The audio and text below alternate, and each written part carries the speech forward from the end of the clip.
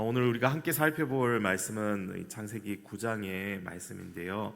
이 말씀은 하나님께서 이 대홍수 이후에 노아와 그의 아들들에게 하신 이 명령이자 복입니다. 생육하고 번성하여 땅에 충만하라. 이 짧고 이 간결한 문장에는 하나님의 또한 깊은 뜻이 담겨 있는 것이죠. 하나님께서는 먼저 노아와 그의 아들들에게 이 복을 주신 후에 생육하고 번성하여 땅에 충만하라 말씀하시는 것입니다. 하나님의 명령은 언제나 이 복과 함께 주어지는 것이죠.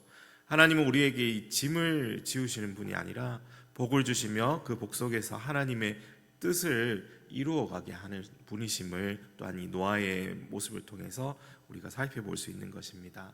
단순히 이 자녀를 많이 낳으라는 또 의미에만 그치는 것이 아니라 창세기 1장 28절에 보면 하나님께서 아담과 하와에게도 동일한 이 말씀을 주고 계시는데요. 우리 1장 28절 너무나 잘 아실 겁니다.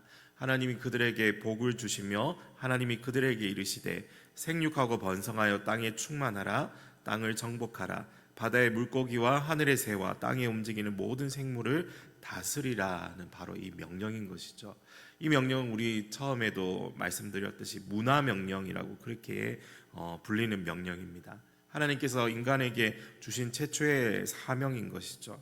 인간이 하나님의 형상을 따라 창조되었기에 이 하나님의 성품을 세상 가운데 드러내며 살아가야 한다는 이 소명을 담고 있는 명령인 것입니다. 이 단순한 이 어떤 생명체가 이 충만한 번식이 아니라 하나님의 성품과 뜻으로 세상을 충만하게 살아가라는 하나님의 명령인 것이죠. 이 말씀이 다시 한번 이 노아에게 주어지고 있는 것입니다. 사실 이 부분이 중요한 부분이죠. 대홍수는 인류의 죄악에 대한 하나님의 심판입니다. 그러나 이 하나님은 심판 이후에도 인간을 포기하지 않으시고 그 창조의 목적, 하나님께서 아담과 하와를 만드셨던 그 목적을 다시 회복시키기를 원하시는 것입니다. 그 회복의 시작점에 다시 서게 된 것이 바로 그 인류의 유일하게 남은 노아와 그의 가족들인 것이죠. 더욱이 하나님께서는 이 명령을 두 번이나 반복하여 말씀하시는데 우리 잘 보시겠지만 1절과 7절에 이렇게 반복되어서 말씀하고 있습니다. 우리 7절에도 보면 너희는 생육하고 번성하며 땅에 가득하여 그 중에서 번성하라 하셨더라. 아멘. 반복된 명령은 성경에서 그만큼 중요하다는 것을 뜻합니다. 그리고 이 노아의 명령은 샌드위치처럼 마치 위에 있고 아래 있고 이렇게 이제 명령이 두 번 이렇게 반복되어 있습니다. 자녀를 키워보신 분들도 아마 공감하시겠지만 자녀가 이 중요한 말을 듣지 않을 때 어떻게 합니까? 반복해서 부모님은 강조하곤 합니다.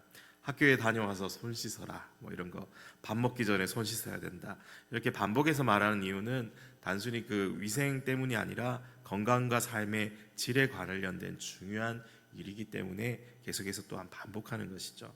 하나님께서도 노아와 그의 아들들에게 동일한 명령을 반복하신 이유는 이것이 단지 그의 세대에만 국한된 것이 아니라 모든 인류를 향한 하나님의 변함없는 뜻이 이곳에 담겨 있기 때문일 것입니다. 하지만 안타깝게도 인간은 이 명령을 온전히 따르지 못하죠. 창세기 6장에서 보면 하나님의 창조 질서가 무너지고 사람들의 이 죄악이 땅에 가득 차게 되죠. 6장에 보면 여호와께서 사람의 죄악이 세상에 가득함과 그의 마음으로 생각하는 모든 계획이 항상 악할 뿐임을 보시고, 하나님 그 모습을 보시고 마음 아파하셨고 결국 큰 홍수로 세상을 심판하셨습니다. 그러나 그 심판 가운데서도 하나님의 구원의 계획이 멈추지 않고 노아를 통해서 이루어지고 다시 한번 문화대명령이라는 하나님께서 그 명령을 주시고 그의 가족을 통해서 그것이 이루어지기를, 이 구원의 역사가 계속해서 이어져 가게 하셨던 것입니다. 이렇게 하셨지만 결국 또 인간은 어떻습니까? 이 바벨탑을 쌓아서 하나님의 그 권위의 정면으로 도전하지 않습니까? 또 오늘 이 말씀 이후에도 하나님은 노아와 그의 자손들에게 다시 한번 창세기의 명령을 주셔서 하나님의 회복된 역사로 시작하셨다는 것을 오늘 우리가 살펴보았던 내용입니다. 그리고 그 약속의 증거로 또 뒤에 보면은 무지개를 주시는데 언약의 증거로서 하나님께서 이제 주시는 것이죠. 하나님의 자비와 인내, 은혜의 상징이 바로 이 무지개 아닙니까? 무지개를 볼 때마다 우리와 맺은 언약을 기억하시겠다는 것이죠. 또한 우리가 무지개를 볼 때마다 하나님의 심판을 넘어선 사랑과 은혜, 그리고 우리의 사명을 또 기억해야 한다는 것을 또 우리는 성경을 통해서 확인해 볼 수 있습니다. 오늘날 이 시대에 사실 이 무지개를 이 사람들이 왜곡해서 살아가고 있죠. 동성애자들이 자신들의 이 심볼로 삼고 있는 걸 보면 이 뭐 다양성을 표시한다고 그렇게 이 사용하는 거 보면 이제 성경을 아는 사람들은 억장이 무너질 수밖에 없습니다. 하나님과 인간 사이의 거룩한 언약의 징표가 인간의 자율성과 정욕을 이 정당화하는 기호로 사용되는 현실이 참 안타깝죠.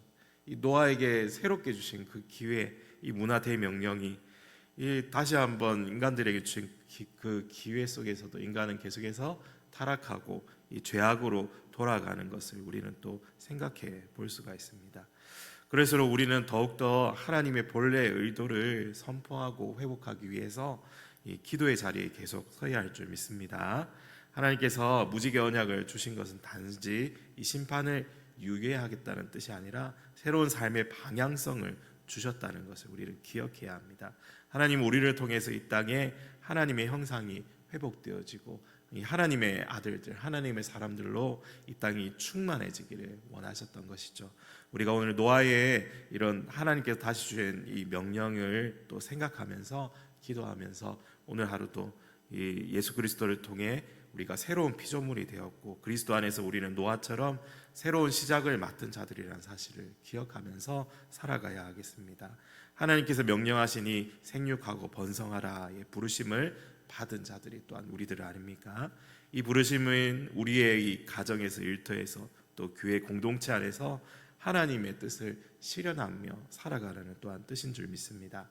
오늘 이 생육과 번성이 단지 자녀 출산에만 국한되지 않고 하나님의 말씀으로 자녀를 양육하고 복음으로 제자 삼고 사랑과 섬김으로 세상을 변화시키는 모든 활동이 또한 포함된다는 사실을 우리는 꼭 기억해야 하겠습니다.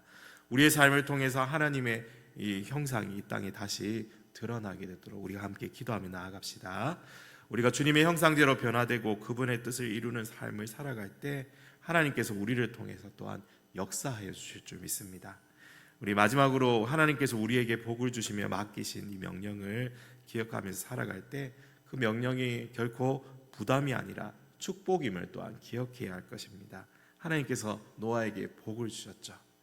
그 명령이 강제가 아니라 하나님의 또한 초대인 줄 우리는 기억해야 하겠습니다. 하나님의 형상으로 지음받은 우리가 하나님의 뜻을 이루며 살아갈 때 그 자체가 가장 큰 기쁨이 된다는 사실, 그것이 또한 하나님께 영광이 된다는 사실을 우리는 꼭 기억하며 살아가야 하겠습니다.